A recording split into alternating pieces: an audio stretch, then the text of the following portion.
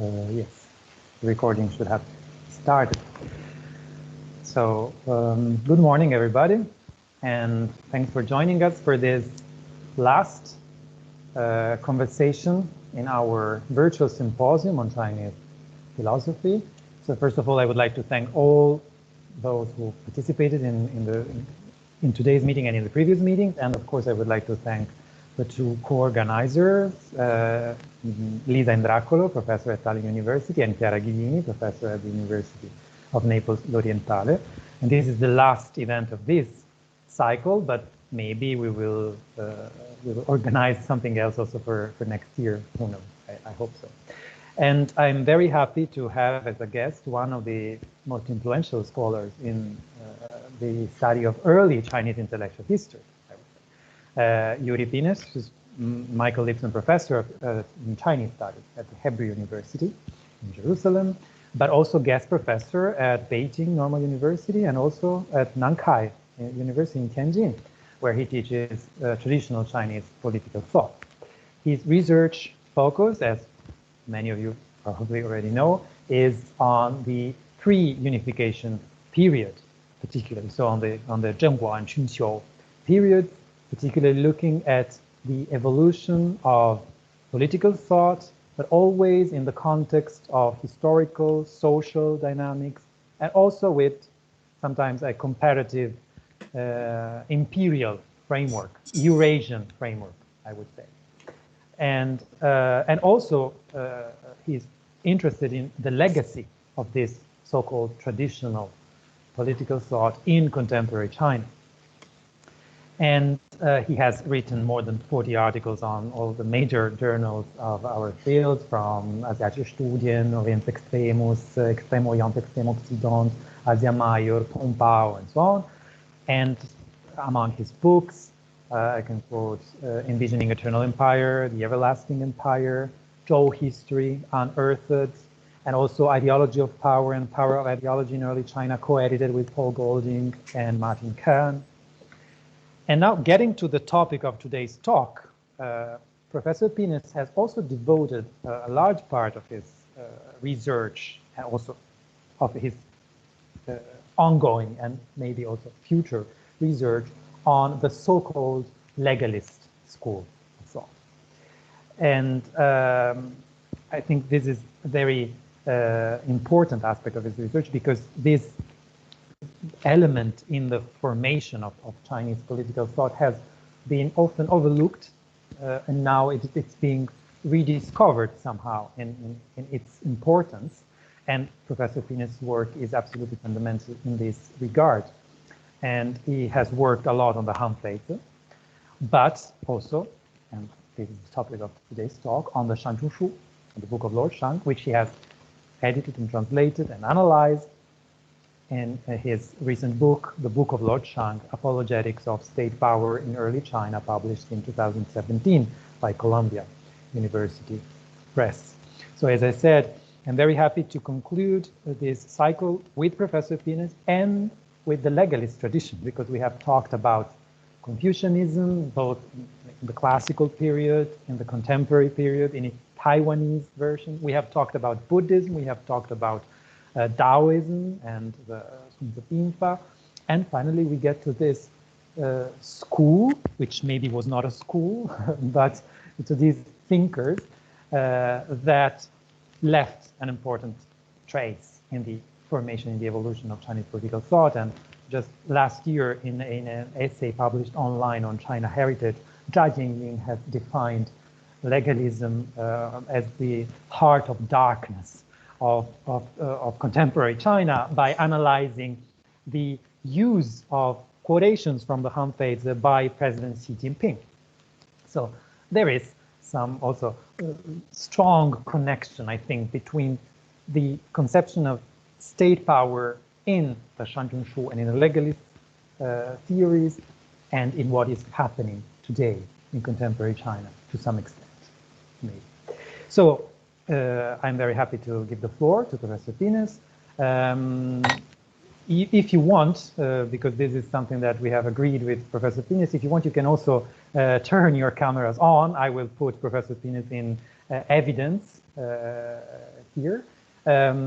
So please feel free if you want to turn your cameras on, but please switch your microphone off, and you will be able to turn them on again and ask questions in the Q&A. So thank you very much, and please, Professor, the floor is yours. The floor is yours. Okay, thank you very much, Federico, for this very nice introduction, actually, which already saves me a little bit of my own introduction, because I'm going to talk about the text which is known to everybody, and almost everybody who ever did anything about China knows the name of Shang and knows that it is an important reformer, one of the major reformers in Chinese history. Almost everybody have heard about the book attributed to this thinker, the book of Lord Shang, but this is the single most ignored and most deplored, I would say, texts in the entire pre-imperial tradition.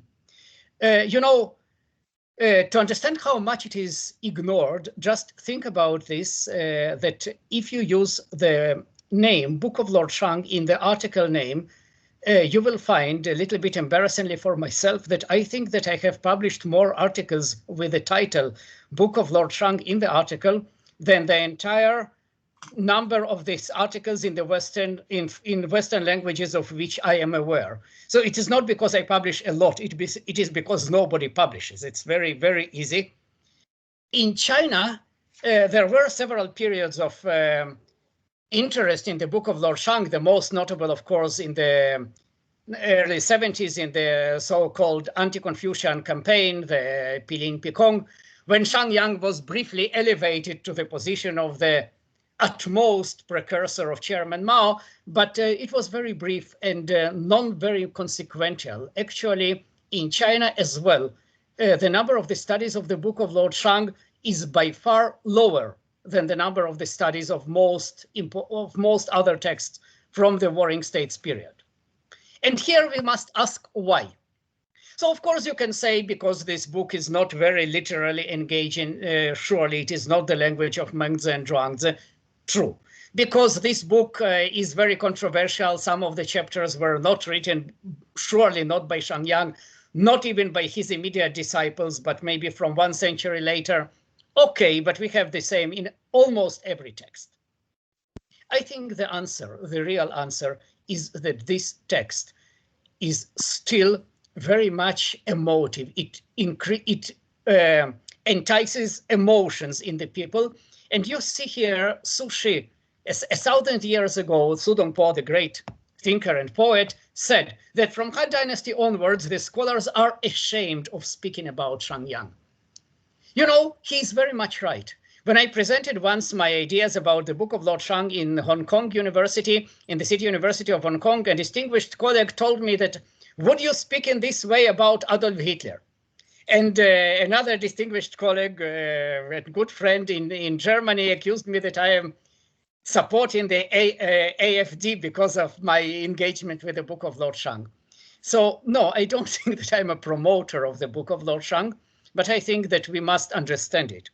And to understand why it so much appals the readers back in imperial period and today, I must remind you, it is not accidental. It is very much designed by the book itself. Look at its rhetoric. He whose army performs whatever the enemy dares not perform is strong. He who in military affairs advances whatever the enemy is ashamed of benefits. You know, come on. A lot of people do it. A lot of people do things that everybody is ashamed of doing, but very few people proclaim it in the beginning of the important chapter of their work. Or look at this, the 6 parasites, rites and music, poems and documents. Okay, self-cultivation and goodness, what is bad about them? Filiality and fraternal duties, what is bad about them? Sincerity and trustworthiness, integrity and uprightness, etc., etc., etc. Now, you see, this I have published my first article about the Book of Lord Shang. I called it the Alienating Rhetoric in the text. It is not the entire book. It is actually even not permitting most of the chapters. Only 2 or 3 chapters have this very alienating rhetoric. But it became the hallmark of the book of Lord Shang. For so many people, this is precisely what the book is about. And I think that it is very unfortunate because these readers, or those who don't want to read the text because they know about these appalling statements, they miss the entire picture. This is not the text about how to kill and how to eliminate the enemies only. It is a much more sophisticated text, and I think that we must analyze its sophistication. Now, to analyze it, before, some philosophers, usually they don't like the book of Lord Shang because they think, what can we learn from it? It is so bad. So let us once again discuss Mengzi. Mengzi is so nice. Let us once again discuss Lao Tzu. Lao Tzu is so fitting for our life. Now, I don't reject this approach. Maybe it is a good approach, but I think I am a historian. I am not a philosopher. I believe that in order to understand the text, you must understand its context, and you must understand why it was so influential back 23 centuries ago, and to a certain extent remained influential, even if not very much liked throughout the imperial history and beyond, well into the 20th and 21st century. To understand this text, we must read it not from our today's perspective. It is a major methodological mistake, and sorry, I am very vehemently opposing the idea that any text can be understood from our today's perspective. We must go back to its context. We must understand why it was created, what were the goals that the author Shang Yang and many other people who contributed to this text, because it is not a single authored text, as none of the texts from the Warring States period, what they wanted to achieve. They wanted to achieve this goal: rich state, strong army. It is actually the first of the 12 core socialist values in current China, Fu Guo Tiangbing, and this is for the first time used in the book of Lord Shang. This is the major goal of this text. Then we need to understand its philosophical premises, for instance, the views of the human nature we shall discuss, and we must understand this text in relation to the historical Shang Yang.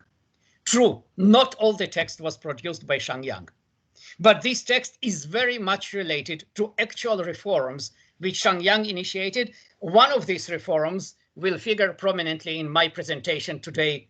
It is the institution of the system of the ranks of merit. The ranks of merit which reshaped the political, social, economic system of the state of Qin, and is very much present, this idea, behind the most of the text of the book of Lord Shang. So I will today discuss the ideas of war, rewards, and punishments in the overall context of what I shall call the social engineering model of this text. But let us start. I said the context. What was the context? Very briefly, two major revolutions of the Warring States period. One is the Iron Revolution, which completely changes the way the men live on land, and there is dramatic change in the agricultural productivity. It creates an agro-managerial state. Very interesting. We shall not discuss it today because of the lack of time. Number two, the transformation of the armies from the chariot armies of the aristocrats to mass armies staffed by peasant conscripts. And here I think it is one of the crucial issues in the entire pre-imperial history, in the entire Warring States political thought.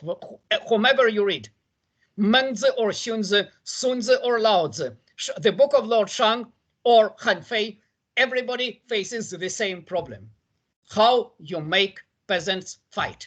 How you take a normal average person, bring him to the army, and make him a good soldier. Now, there are different approaches, and I will present the book of Lord Shang approach, which is, let us create a new political, economic, and social system. In this system, nobody would ever be able to attain personal well-being, economically or socially, unless he participates in these two major goals of the state: agriculture, warfare. If you do it, everything will be okay for you. It will be very, very good for the state. The state will become rich and powerful, and eventually it will unify all under heaven and attain this common goal of all the thinkers, peace under heaven, but not before we go to the resolute war. Now, let us go into details, but before we go into the details, let me start with a philosophical beginning. I think most of the people who learn about the debates of human nature, I would guess, I cannot make now the survey of all the present in this talk, but I would say that 99% of the scholars who think about debates about human nature in China, they say Menzi Xunzi, Menzi Xunzi. Almost nobody, with very few exceptions, discuss the book of Lord Shang, which is actually perhaps the earliest text which systematically debates the human nature. And you can see the major discussion here. Humans are motivated by two major goals. They want to attain the name, which is a multifaceted term. It can refer to one's reputation, to one's prestige, and to one's status. So everybody wants a name, and everybody wants benefit. In seeking the name, the people sometimes forsake their personal well-being. In seeking benefit, they can forsake the name. It is very interesting. There is contradiction, but the book of Lord Shang does not discuss this contradiction in great detail. Instead, it is said, everybody, just everybody, go wherever name and benefit meet. What is exceptional about this? I would say two things. When we want to compare the book of Lord Shang and its revolutionary ideology in comparison to the broadly conceived Confucian discourse, without now saying which comes first, which comes later, but all the Confucian texts which discuss the human nature, they can disagree vehemently, as we know, Menzi and Xunzi, whether the humans are good or whether humans are bad, but they agree on one common point. Humans are not equal. There are noblemen and petty men, Junzi and Xiaoren. The noblemen are able either to overcome their inherent badness or to preserve their inherent goodness in face of very difficult, very challenging situation. The book of Lord Shang completely disagrees. No, there are no Junzi and no Xiaoren. Confucians would say that, okay, Junzi, the noblemen, they want good name, they want good reputation, whereas the petty men, they are seeking benefits. No, everybody seeks both benefits and social status and prestige, the name. Is it bad? Should we say, so bad, let us educate the people, let us change it? No. The book of Lord Shang is the book of political realists, and they believe there is nothing bad about it. It is actually very good. Let us construct this state which will allow everybody to attain name and benefit only through the means which are good for the state. And you can see it when benefits come from land, the people fully utilize their strength. When the name comes from war, the people are ready to die. It encapsulates the entire message of the text. Allow the people to improve their economic status only by doing agriculture. No merchants will be allowed to prosper. We shall not discuss it today. We shall discuss the second part. There is no alternative. If you want to improve your status, go kill, be killed if necessary, but then you will bequeath your status to your descendants. Go to war. Without it, never you will face any possibility of advancing the socio-political ladder. I hope it is clear until now. Now let us go to the idea of social engineering, which is the core, in my eyes, of the book of Lord Shang.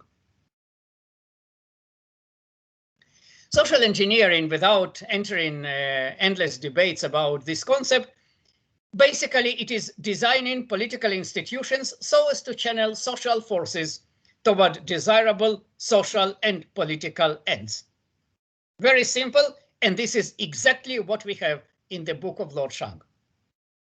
Let us use two handles, rewards and punishments, positive and negative incentives, and use them in the very predictable, well-organized, fair, transparent way, so that everybody who seeks benefits will gain them nowhere else but in Tallinn, and those who want to avoid harm will escape nowhere but to war. When the people first devote themselves to Tallinn and then warfare, and only then obtain whatever pleases them, then the state will be powerful and the state will eventually unify all under heaven. So simple and so sophisticated. Look how realistic it is. It's no need of all these superstructures of education, of discussing why and why not. Just do it by the means of social engineering. And let us look how it works. Now, here is the essential idea. Human beings have likes and dislikes, hence they can be ruled. The ruler must investigate likes and dislikes, and then these are the foundation of rewards and penalties. The disposition of the people is to like ranks and emoluments and dislike punishments and penalties. So easy. So let us frighten them with punishments and penalties, and let us encourage them with the ranks and emoluments, and everything will be okay. The moment the people trust this as unequivocally, as they visualize the sun and moon, the army has no rivals. Let us start with the negative incentives, punishments.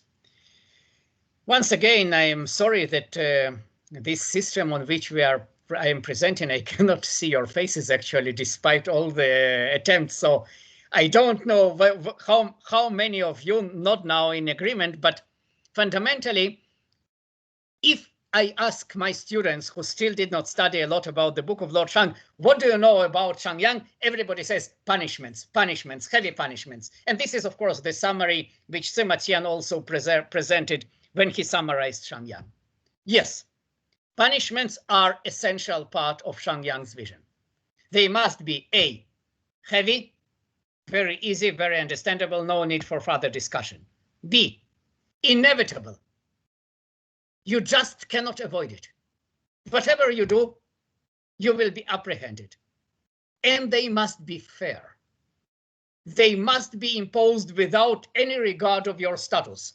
Whomever you are, however you contributed to the state, the moment you made an infraction, you will be punished. It is true that the system of ranks of merit allows some of the people with high ranks to mitigate some of the punishments and to have lighter punishments, but fundamentally everybody will be punished.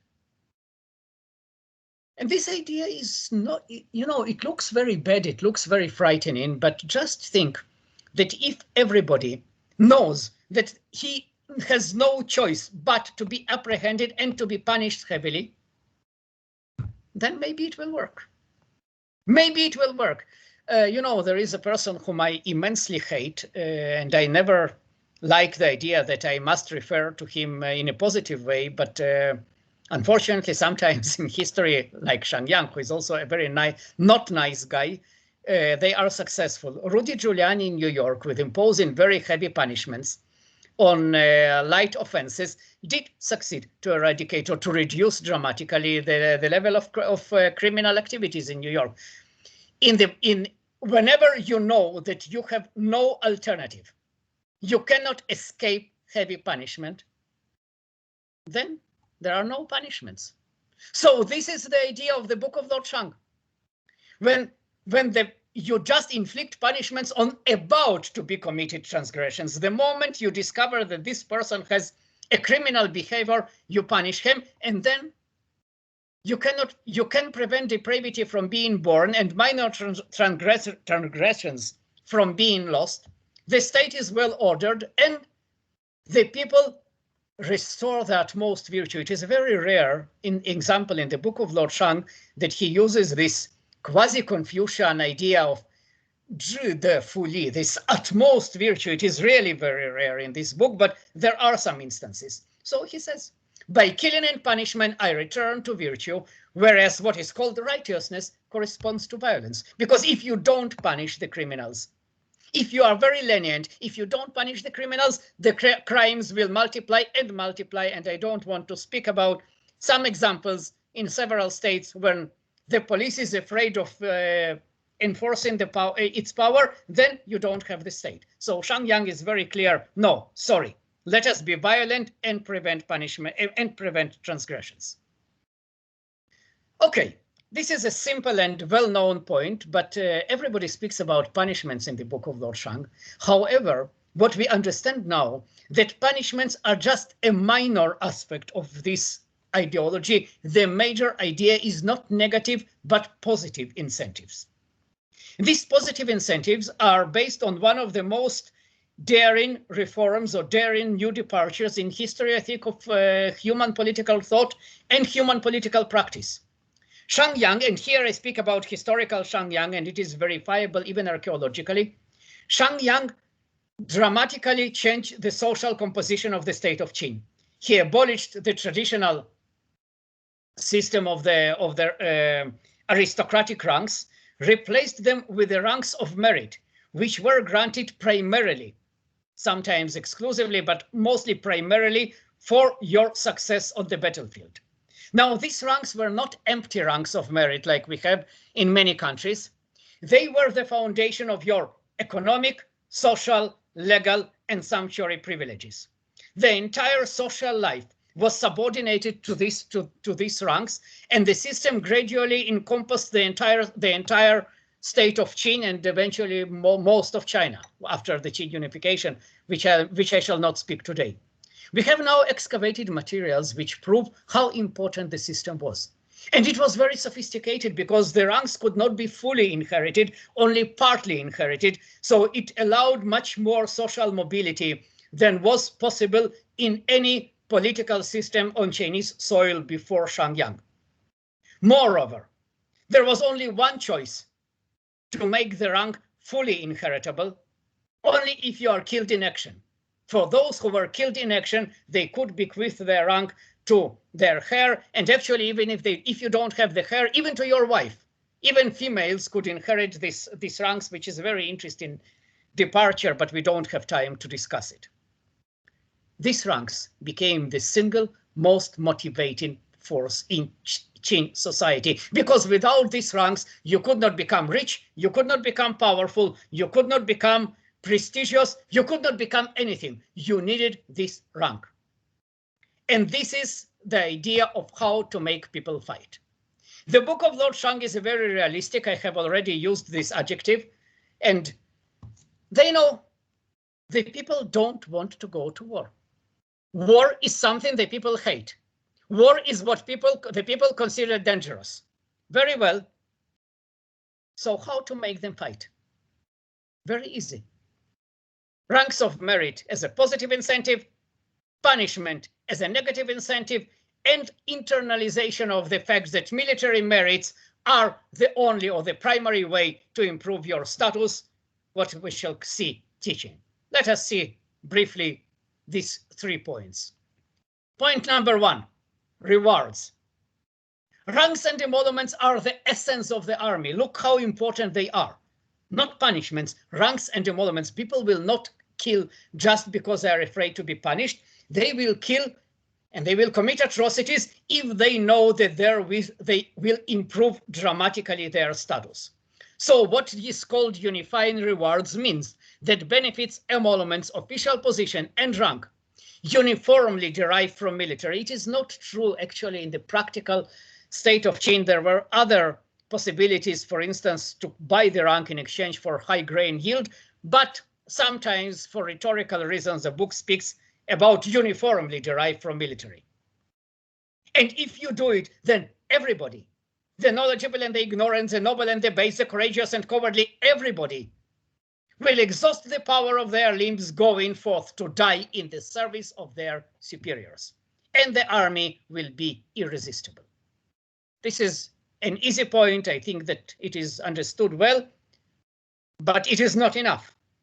How you prevent the people from fleeing from the army ranks? Because, you know, some people are clever human beings and they say, okay, I maybe don't want this rank, I just want to escape. I don't want to be killed, because remember, most of the people who go to war back then in the Warring States period with dozens of thousands of casualties in major campaigns, some people were afraid. Shang has a solution, no problem. It's true.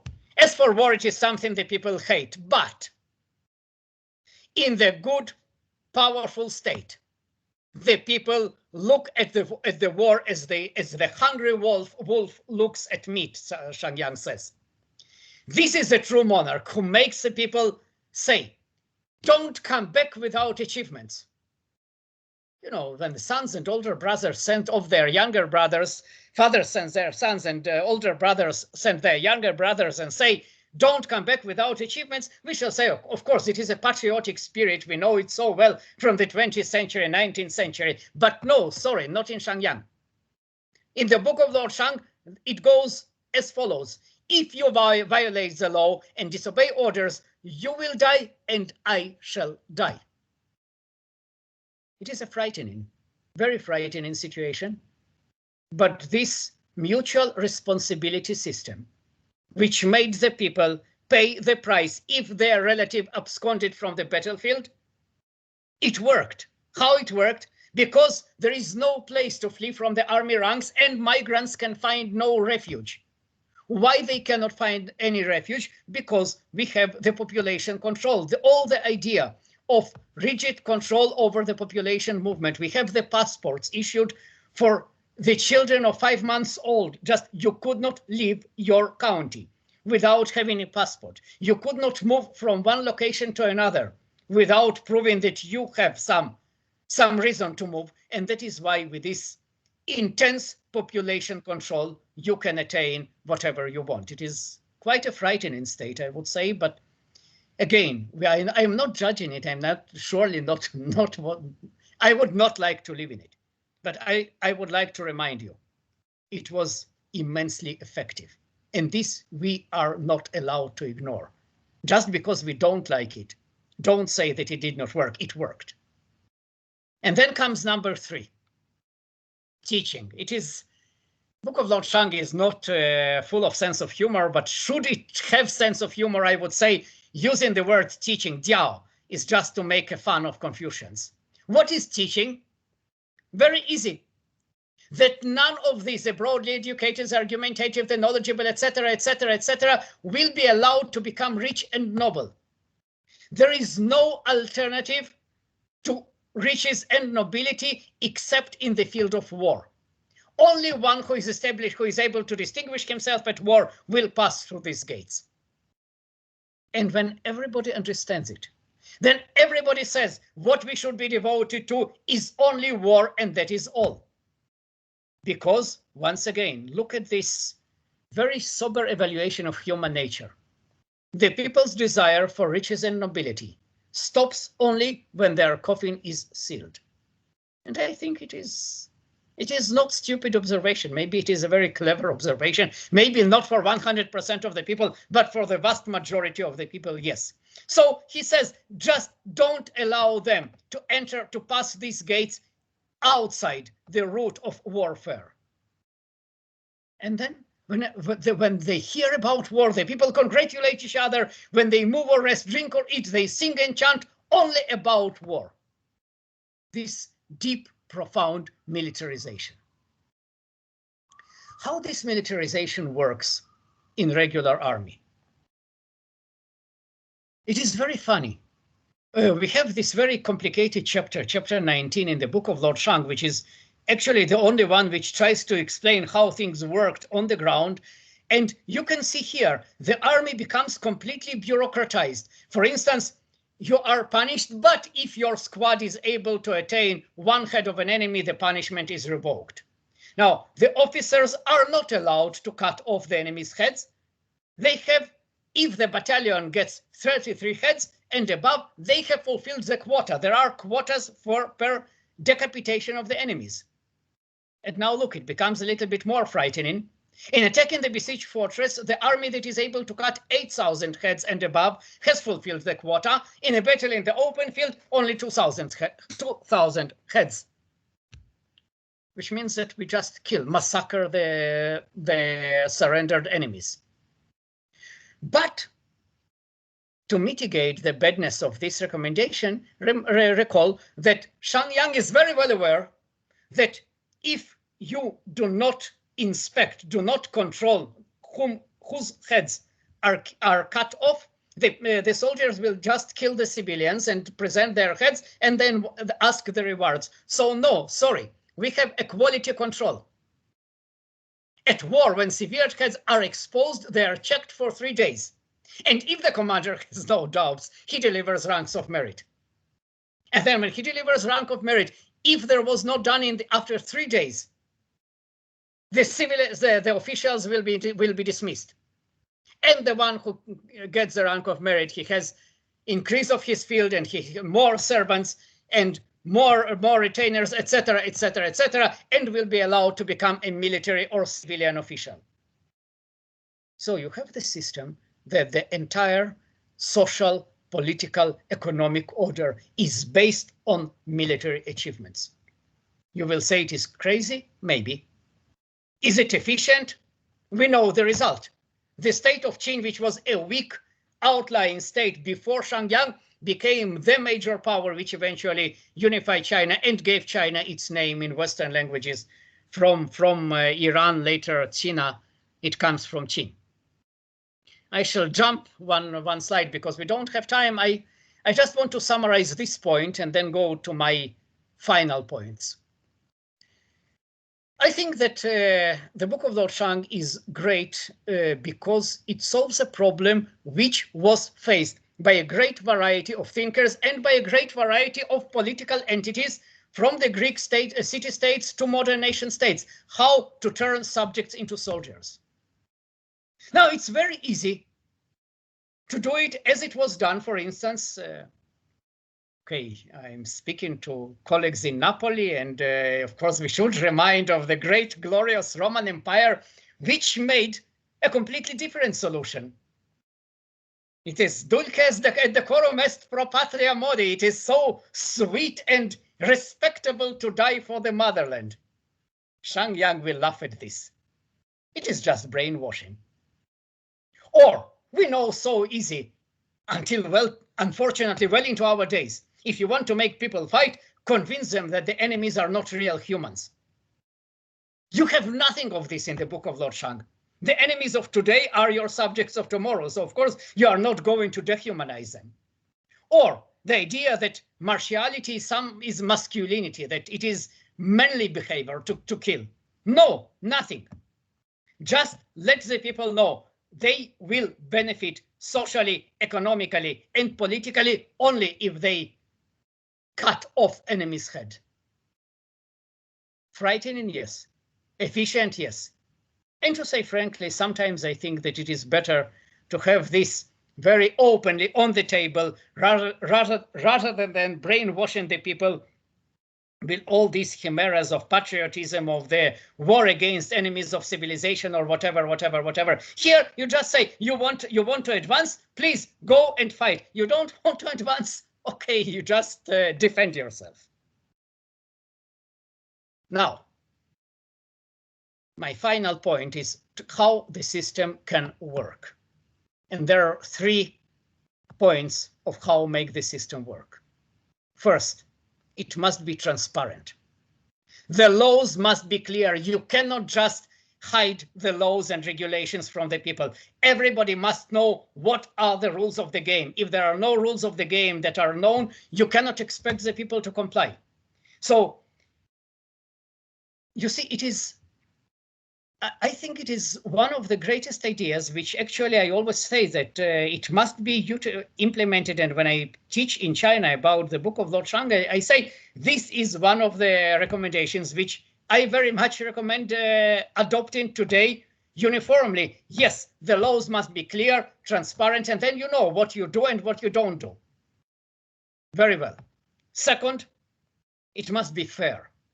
And fairness, I don't speak about just everybody. The ruler must obey his own laws, not because the law is above the ruler, but because if the ruler intervenes and promotes his friends or pardons his friends, then the entire legal system will collapse.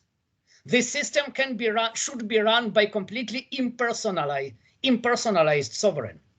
It must be run by a good computer, and that is why I think it should. China will advance once with the social credit system, it will be computerized, it will be completely objective. Maybe it will be the fulfillment of the dream of the book of Lord Shang, that you just cannot avoid it. It works 100%. Without any interference of the ruler. The moment the ruler starts interfering on the personal, because of his personal whims, the system will collapse. This is number 2. And number 3, exclusivity.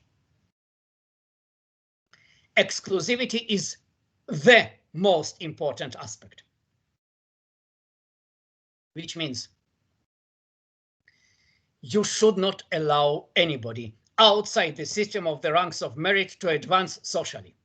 Not the scholars, and Shang despised intellectuals, and that is why intellectuals don't like Shang. I'm sorry, but it is very understandable. It is a class feeling. We don't like those who don't like us. So for Shang, all of us were cheaters and very pathetic eaters who were not doing anything good for the country, diligently studying poems and documents and then following foreign powers. No, sorry. Neither intellectuals nor merchants will be allowed to become rich or eminent, only through one way: warfare and agriculture. And look at the last citation here in the bottom of this slide. It is a very important citation in my eyes. It says, "Those who don't work but eat, who don't fight but attain glory, who have no rank but are respected, who have no emoluments but rich, and who have no office but lead, they are called villains." Now, who are those who don't work but eat, etc., etc., etc.? These are the remnants of the independent elites. Those who were rich or who were eminent due to their social, economic, whatever prestige. For Shang, they are villains. The state will not tolerate any kind of autonomous of independent elites. And this brings me to the final point. The state wants to make everybody into tiller and soldier.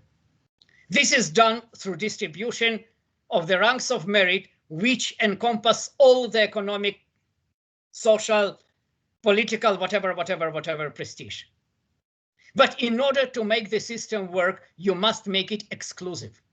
That is, you must prevent people from attaining wealth, power, and social prestige outside the system of the ranks of merit. You must control the economy, social, political, and cultural life of the state in toto, and this is the ideal of the total state. I think that Shang was not just envisioned the total state, he created to a certain extent this total state. It never worked, of course, don't need to discuss. It never worked 100% as he would like to.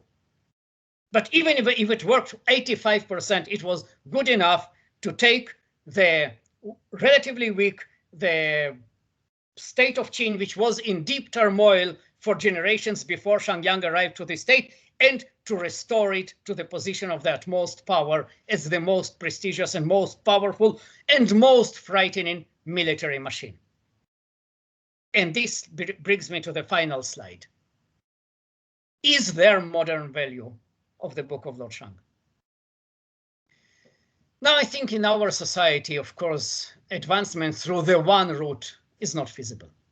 We don't need everybody to become soldier, luckily for us. We don't need everybody to become anything. We are in a much more pluralistic society, and it doesn't matter for this sake whether I speak about Italy or China or United States or Israel or Russia or Ukraine or whatever. No single country can actually today implement this ideology of channeling all the people into one and only one direction. Second, I think that the idea of Shang to treat everybody as petty men, as covetous, and as lacking any spiritual requirement to be good. I can understand it very well, but I think it is a missed point, because some people are still good. It is true, many people, many Confucians who were proclaiming that they are noblemen were fake noblemen. It is absolutely true. But it is not correct to say that there were no noblemen at all. And Shang treats everybody as a petty man, and I think this is a major mistake. So we cannot and should not, and luckily, and I hope that nobody will ever live according to in the state ruled according to Shangyang laws. But let me remind you, most of you are living in the well-to-do parts of Europe. But even in European continent, my motherland, because I am also a European, I'm Ukrainian by origin. My motherland is in a deep turmoil, and my neighboring state here, I'm now in Israel, and my neighboring state, Syria, is in a deep turmoil. And sometimes I think about these semi-failed or failed states, and I think it would be a good idea to create universal, clear, impartial norms of social and economic advancement or falling back, and channeling the population to some common rules of the game, and restore cohesiveness, and restore perhaps the power of the state. Because I believe that if the choice is a total state or a failed state, I'm afraid that I would prefer a total state as less devastating in human terms than the failed state. But this is just my personal observation, and now I'm open for your questions, please.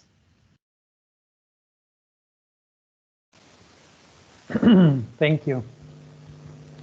Thank you very much, Professor Finis, for this passionate also presentation of your reading of the Shangjun, and we really feel how you are engaged in understanding this thinker and this period in all its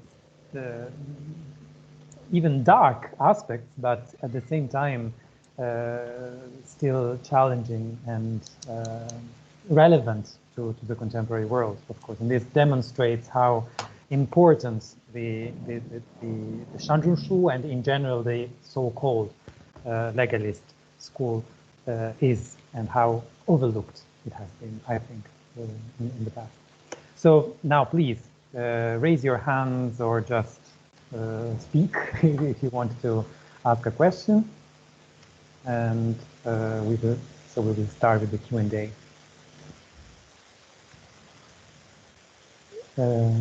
Okay, Halvor, I think that's a question.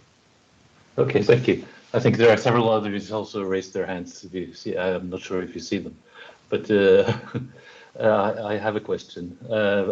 First of all, thank you very much for this very, well, I would hesitate to say inspiring lecture, but it was inspiring. I'm not sure that I should be inspired by it, but still, it was very interesting.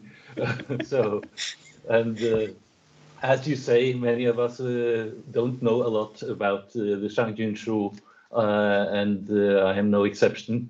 I have read a little bit more about the handmaids. So I'm interested in hearing how you. I mean, you definitely read both, and to sort of what are the. It seems to me from the sort of surface impressions that we are given that the kind of semi-spiritual aspect of Hanfei's legalism through the Jielao or Yulao and things that is not a part of Shangjun.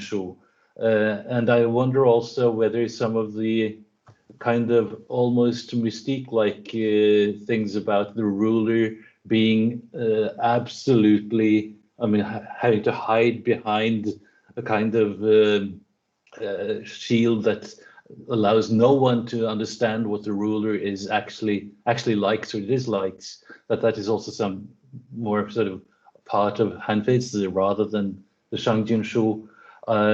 I thought for a while, because you only towards the end you mentioned law. And I thought, is this legalism without law? But I don't think it is. I was strengthened in my false belief by searching for the word fa in the Shangjun under the C text, And for some reason, my first search gave no results, but then my second search gave 238 results. So that is definitely not the case. But could you say a little bit about the contrast between these two? Thank you. Yes. Okay, I shall start with the last point. I don't speak about law because phi is much more than law, and that is why Paul Goldin, I think, wrote a very important article why the word legalist is not good term for them. Phi are sometimes it is absolutely law, sometimes yes, and sometimes there are standards or methods or broad impersonal ways. We call now, Paul and myself co-editing the volume on the so-called FADIA, so we don't want to use FADIA, we don't want to use legalist, we call it the governing by impartial standards, by impersonal standards. This is a very awkward but more accurate translation than the law. It does appear in the Book of Lord Shang, but it is much less prominent than is usually thought by the people who just use this label as if everything must be about law. Yes, there is much about law, but there is much, and all the idea of distributing ranks of merit, it is also law, but it is not law in the way which we usually associate with the idea of the rule of law. So it is number one. Number two, about you are absolutely right. Han Fei is much more sophisticated in terms of the argumentation.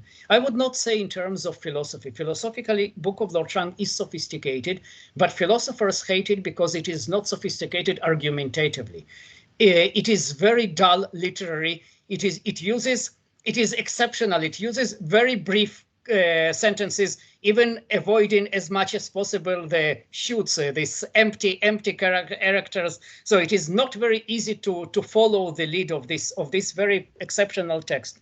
But once you understand its logic, it becomes very powerful without very beautiful explanations that Han Feize put.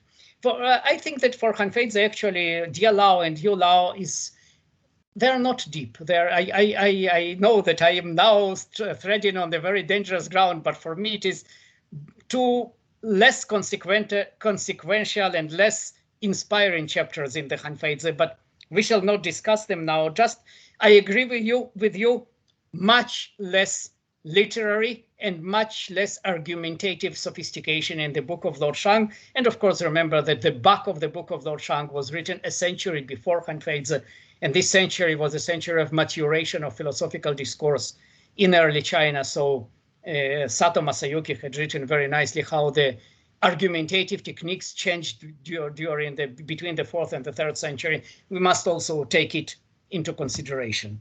So they are different, but fundamentally, I think that actually Shang Jinshu is more interesting than Han Feize.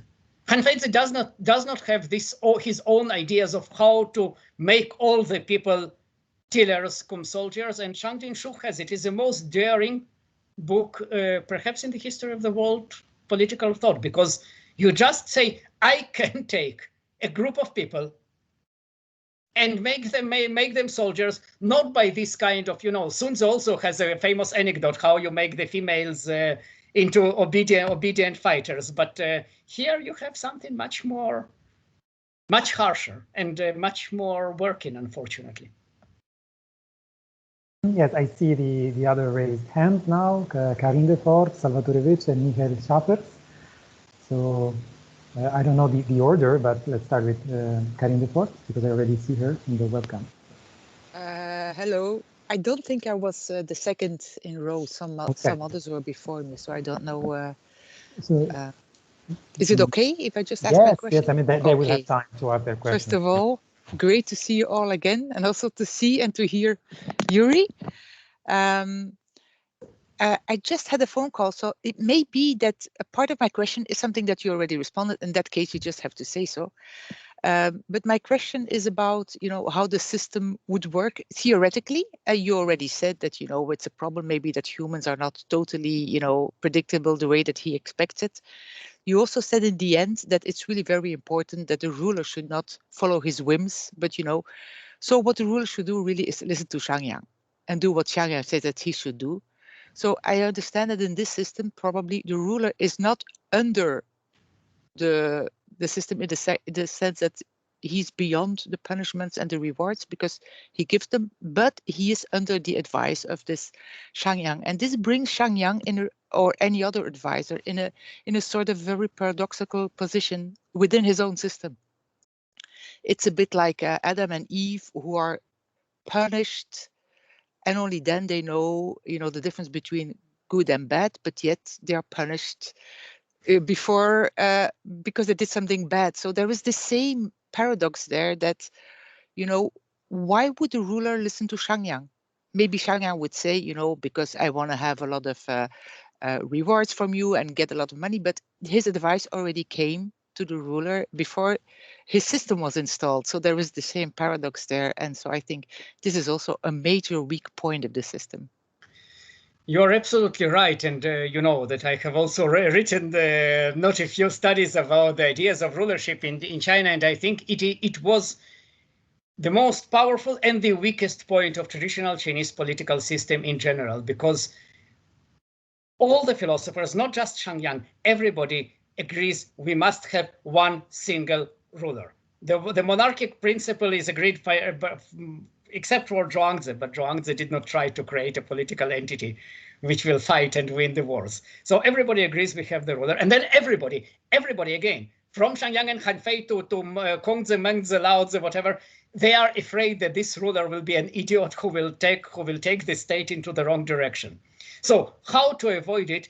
There is no solution, unfortunately, and that is why ultimately the Chinese political system was not as good as all these great thinkers wanted it to be.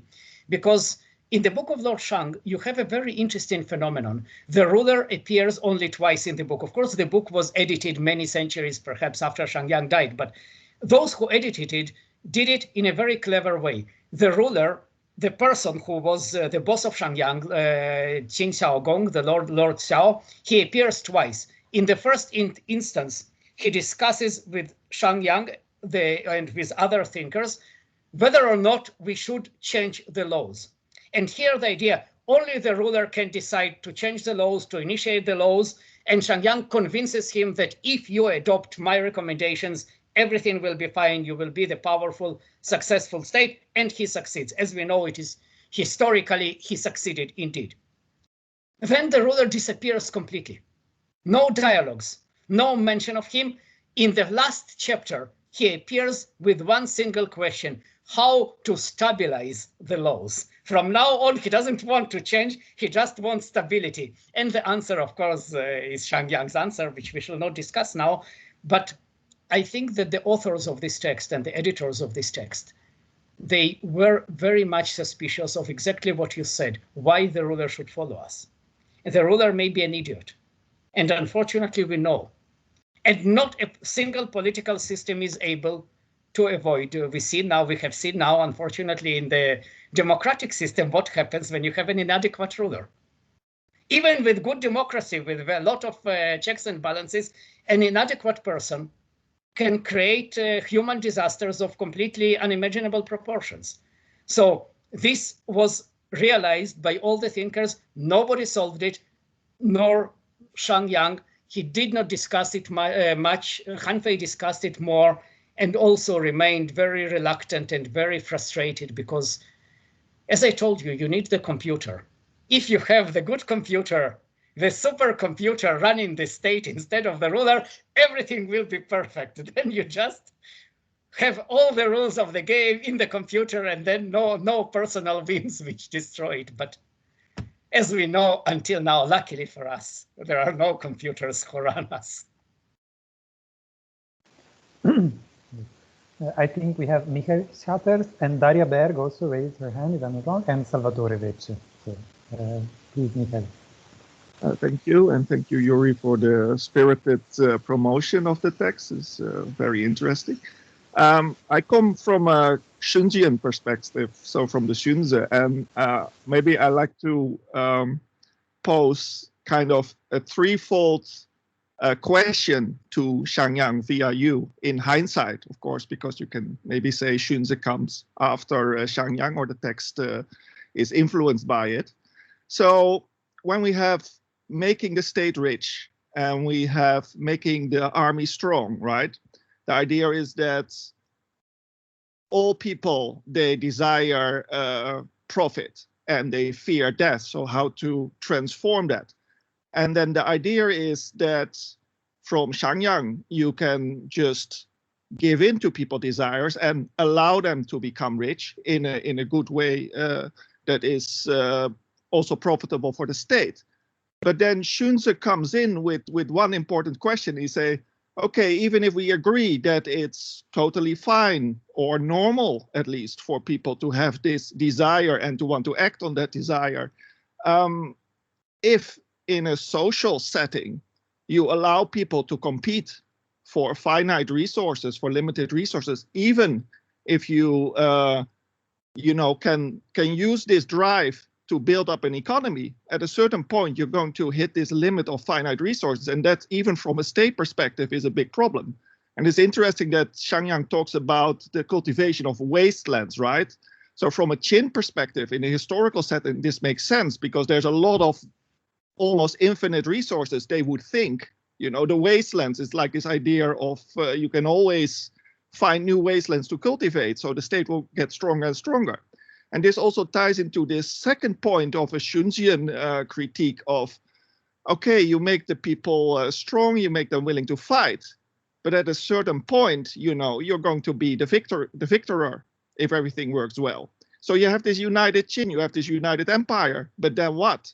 If you can only give people honor and a name and a status in life through violence, right? At a certain point, there's nothing left to fight. And that's what you could see in maybe a cheap criticism of the historical Qin, of the final empire, is that they united the empire.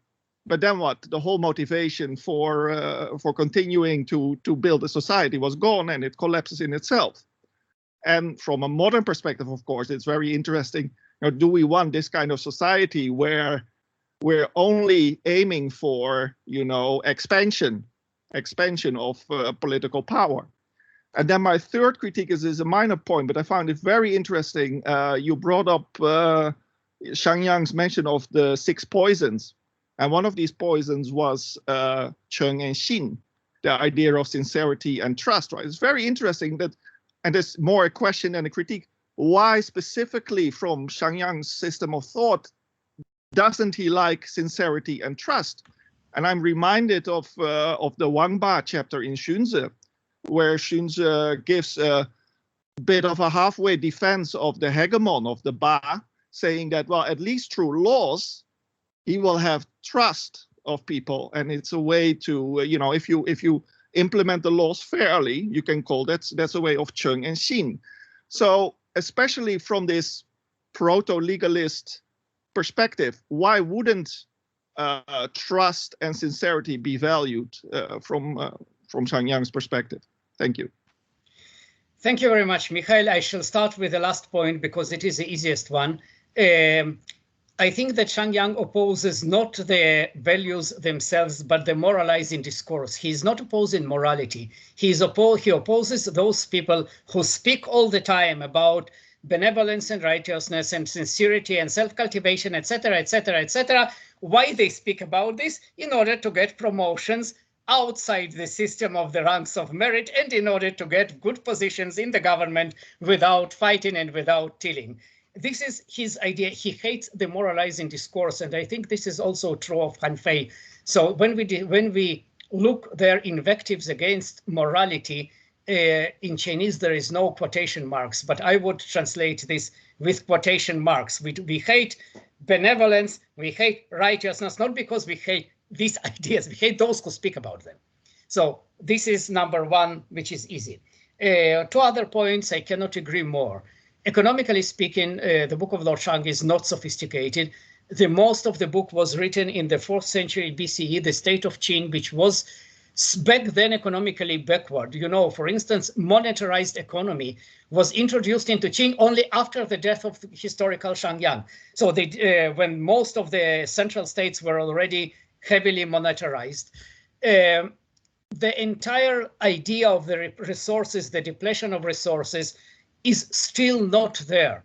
in the last chapter, in terms of the dates of composition of the book of Lord Shang, which was written a century after Shang Yang's death, the chapter number 15, you do have very new departures and new understandings of the economic development, which is not as simplistic as in other chapters. But I have an article which should have been published 6 years ago, and until now, my dear friends Christian Schwerman and Elisa Sabatini are still procrastinating this long delayed volume of economic thought. But when it will be published, I hope that you will see I discuss this in greater detail, the economic ideas of the Book of Lord Shang. They are not impressive. Let me say briefly, this is not a good book of economic ideas.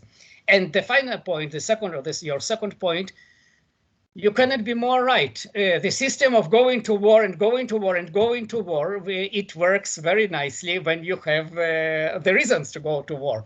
When you have the empire, nobody really understood how should we continue. And this was, of course, Jiayi's major point against Qin, that they did not know how to change, how to alter the system from the system of how to you seize to how you preserve.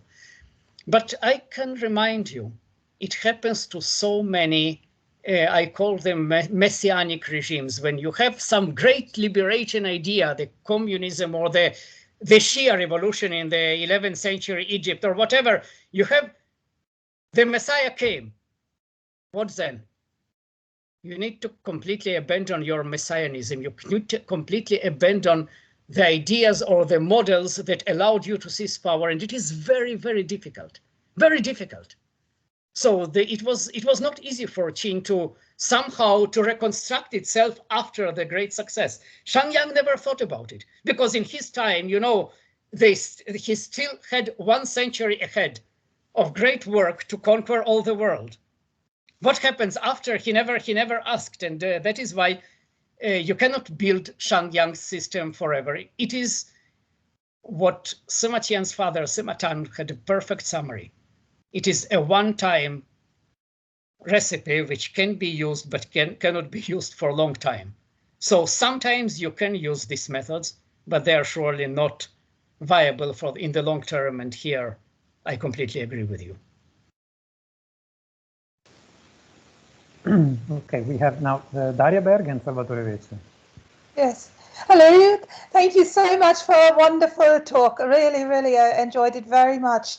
I have two short questions. One is about the law. You said it is transparent, but I think even soldiers, common soldiers, were able to read and write under the Qin. And so is it correct that they could read the law on signs on the road? But it is later, I believe. So when did that happen, that then people decided the law was only for the elite? I think at a later point, was that under the Han, or was it already under the Qin that it was decided the law should not be read anymore by the common people, but only by the elite, and was even punishable, I think, if the commoners were able to understand it. And the second question was about the passports. I was wondering why there were passports. You said for children as young as 5 months, is that correct?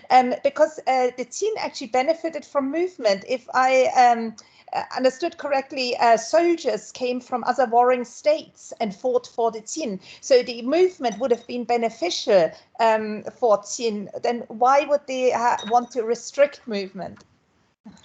Excellent questions. Let me start with the first law. The idea that it's actually 3 questions. The idea that law should be only for elites, you have it earlier. You have it in Zodra, and there is a great debate. Why should you publicize the law? When you publicize the law, then everybody starts debating the law, and you have all this bad stratum of lawyers who are despisable and who are tricking the people because of the laws. No need in this. And this was debating back before Shang Yang. In the time of Shang Yang, the idea is he never thinks about the lawyers because there will be no lawyers in his country. I think that the country is very easily eradicating these superfluous positions. But why everybody should know the law? Because otherwise they will not know what to observe and what not to observe. There was legal education. Actually, the people in the state of Qin knew reading and writing much better than in the imperial period, because you had much higher social mobility because you could advance through the military ranks, and then when you advance, you have all the orders are written. So we have letters from the Qing conscripts back in the occupied Chu territory who are just peasants writing home, which means that peasants knew both to read and to write. I think that back then, during this very highly mobile society, I know it is not what Confucians would like. They would like that everybody would read and write in order to read classics. No, they were reading in order to understand laws. And the last chapter of the book of Lord Shang is about legal education, that you have officials who are aimed to educate the people. And the officials are checked. You are not allowed to change one character. Changing one character in the law is punishable by death. So you have very high degree of legal awareness back then. Now, as for your question about migration, I think it does not contradict the passport. You just want migration ruled by the state. The state decides who will go to this place. And unfortunately, I am, from my accent, you can understand that I was born in the Soviet Union. So I knew very well how the state wanted to control movement throughout the country. And actually now in China, I came back from China now in the period of post-COVID, post-pandemic China, you cannot enter anywhere without your mobile code. So everybody knows about every movement. I think that the idea was back in the state of Qing. Yes, migration is very good, but we shall decide who will go where. Because if you decide on your own that you don't want to be in point A, but in point B, then how can we control your taxes? How can we control your conscription? How can we control that you are punished when you violated the law? So we have actually the most efficient pre-modern system of population control back in Qin. We have now the legal clauses and the inquiries. Yes, we send somebody from our county to your county and he has debt back in our county. Where is he? Please identify, please find him. And they find this poor guy, discover him. In pre-modern period, I think it was the most frightening situation of complete control. I simply don't understand how it was technically possible in pre-computerized age, but I think it worked. It did not work, of course, 100%. We know from the legal code, so many people absconded and ran away to the woods, etc., etc. You could not control 100%. But as I told you, when you control 80% of the population, the success is huge. This is like pandemic control. China did not control 100% of the population, but it controlled enough of the population to prevent the pandemic going on, whereas other countries, as we know, we shall not discuss it now.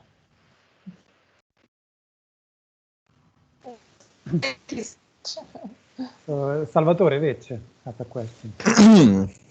Good morning. Good afternoon. Yes. I would like to ask, it was referring to a point that you made about Roman soldier, and you say why they shouldn't flee for battle, and you say brainwashing. But if we look at through the lens of reward and punishment, I think that maybe in reward we could have moral superiority because you have to spread the might and power of Rome through Europe. But from a monetary point of view, we have sacking. So why you have to fight? Maybe you can get rich through the sacking of a city. And in the punishment, we have decimation. Every 10th of a soldier has to be killed if the legion flee from battle. But that is just an observation. My question was, you say that punishment should be heavy, inevitable, and fair. What happens when the punishment isn't fair or inevitable? Sorry, what happens when it is unfair and inevitable? Yes, when maybe somebody It is a disaster.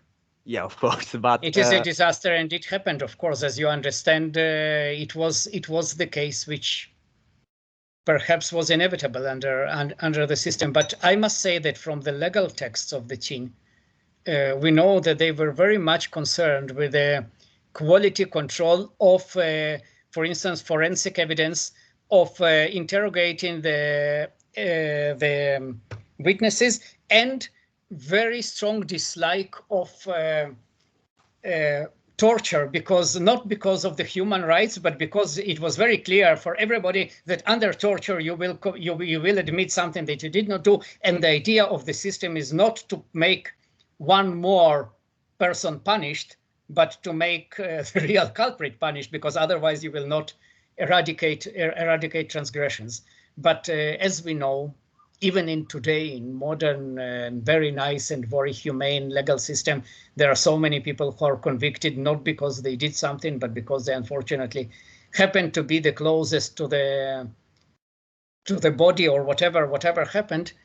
I'm sure that it happened many times in the state of Qin, and this is one of the negative aspects. As I told you, I am not a promoter, although some people in China now calling me the promoter of Shang. So I said next time I shall translate Zhuangzi, and then they will be satisfied, because some of the liberal intellectuals now don't want to talk to me after I published a study about the book of Lord Shang. They consider myself immediately bringing the dictatorship back to their lives. No, I am not promoter of the book of Lord Shang. It has a lot of morally deplorable aspects. It has a lot of mistakes and a lot of unsolved problems. But I think it is also a great text because it has a lot of interesting ideas which should not be emulated, but should be understood. And sometimes under certain circumstances, some of these ideas can work. I must say that when I was a vice dean, I fought very strongly in our university to establish common, fair, observable rules of promotion and demotion for everybody, and then the system works much better than through the personal intervention of the dean, vice dean, of the wife of the dean, or the husband of the dean, etc., etc., etc., as we know what happens in many universities. Unfortunately, of course, I failed, and that is why I am no longer vice dean. Lisa has a question. I do have. If we say, if we see a society in a macro view, what aspect of value of a Lord Shang book should be applied in a modern society, and why? This is more a personal question. What do you think is the most important one and the most practical one?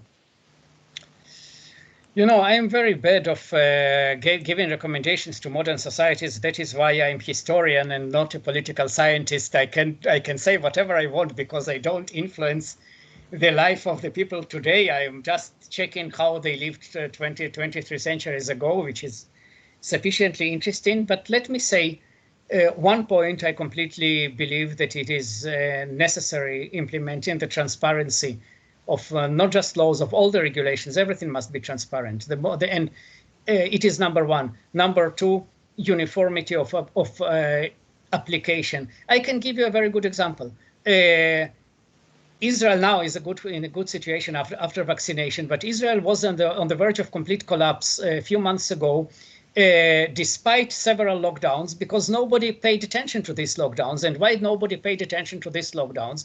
Because the moment they decided about lockdown, this group was exempted and that group was exempted, and these people with good relations to the minister or to vice minister or to whatever were exempted. And then nobody, of course, was ever planning to obey any of the regulations, because these regulations were ridiculous by the very government which was supposed to implement them.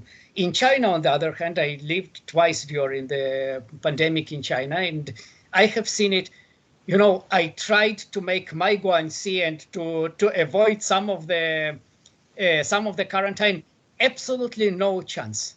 Absolutely no chance. It was amazingly effective because, and then I accepted it. I did not like that I had to stay twice for 2 weeks, secluded completely in one room.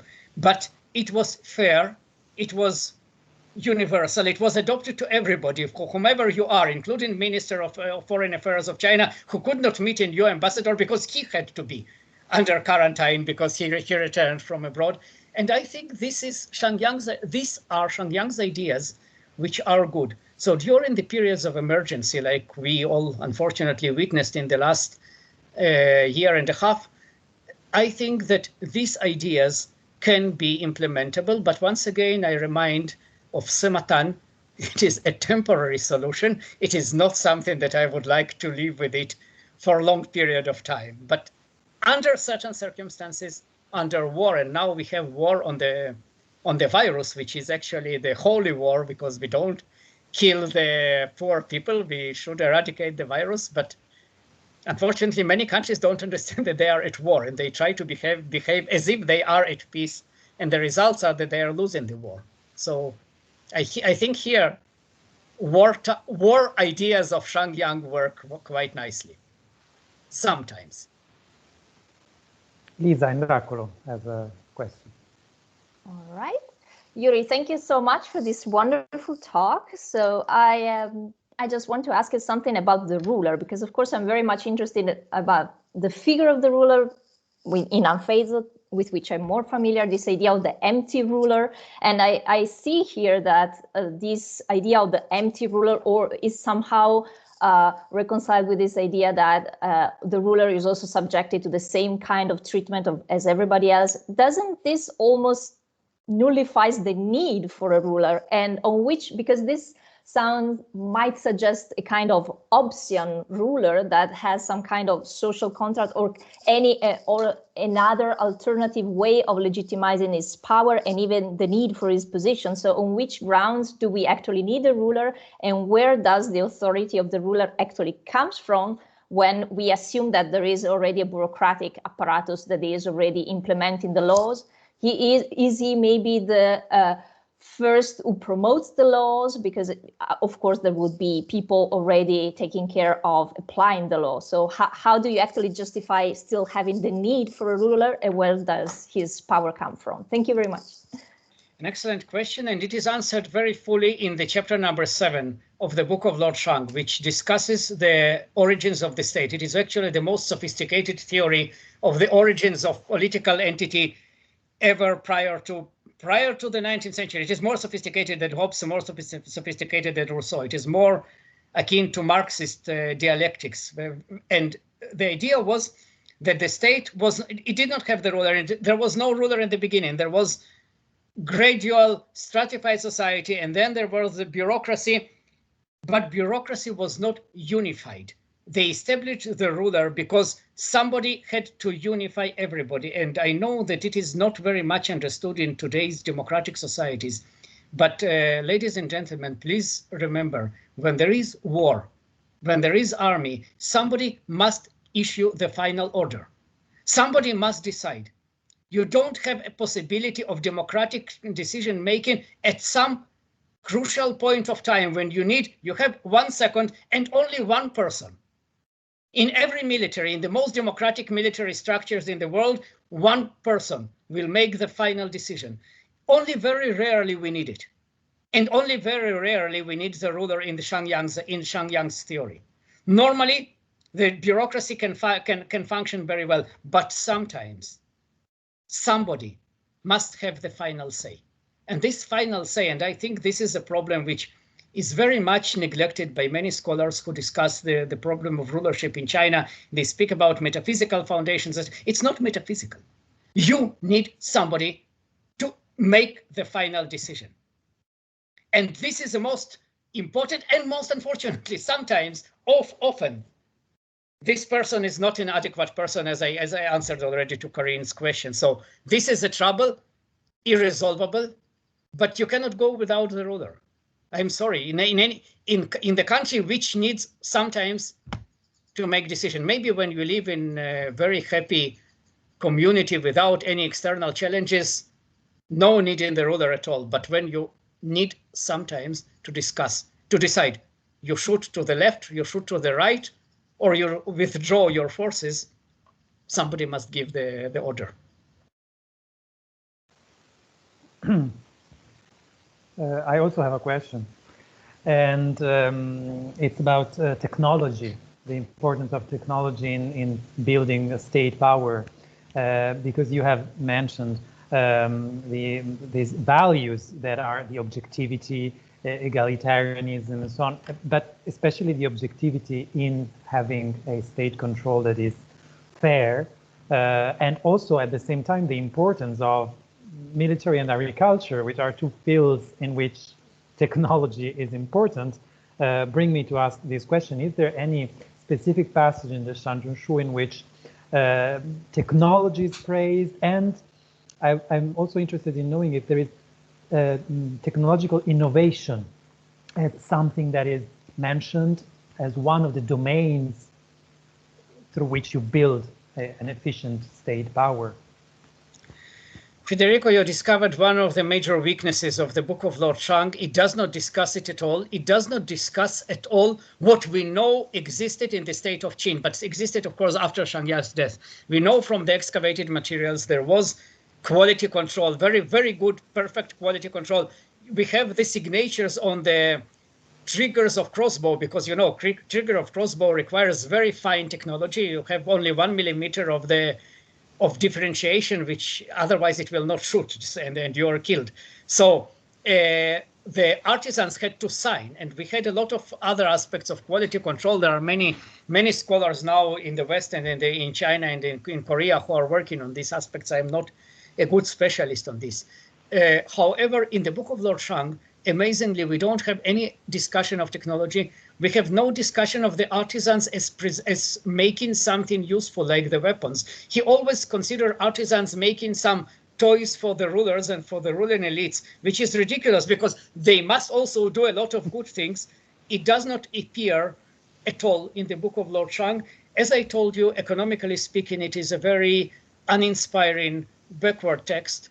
But again, we know very well that despite this intrinsic backwardness, the state of Qin advanced very rapidly into the system of technological advancement and state-sponsored technological advancement and quality control.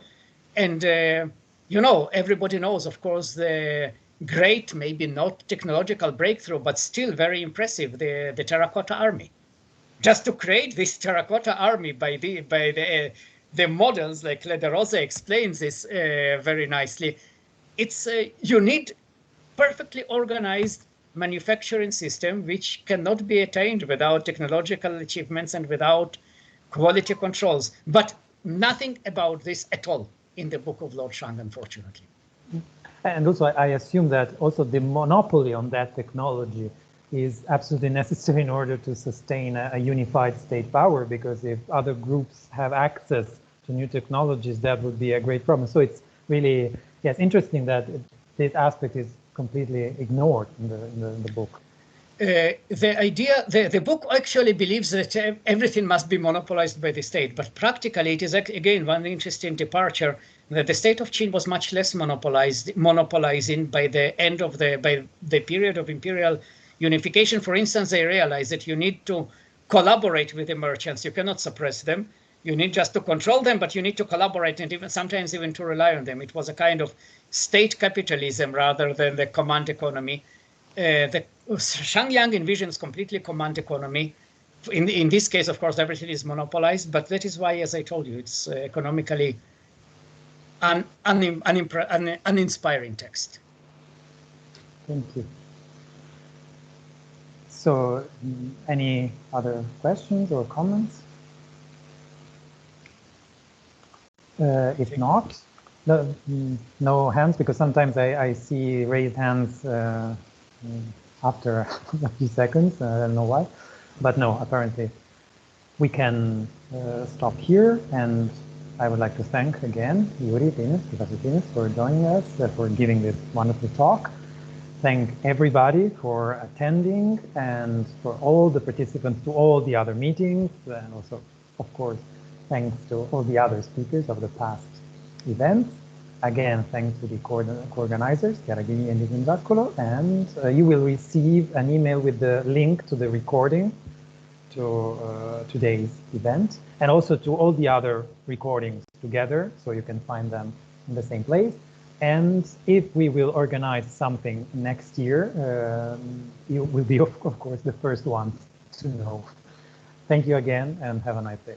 Thank you, everybody. Thank you, Yuri. Thank you, everyone. Thank you. Thank you. Bye. Bye.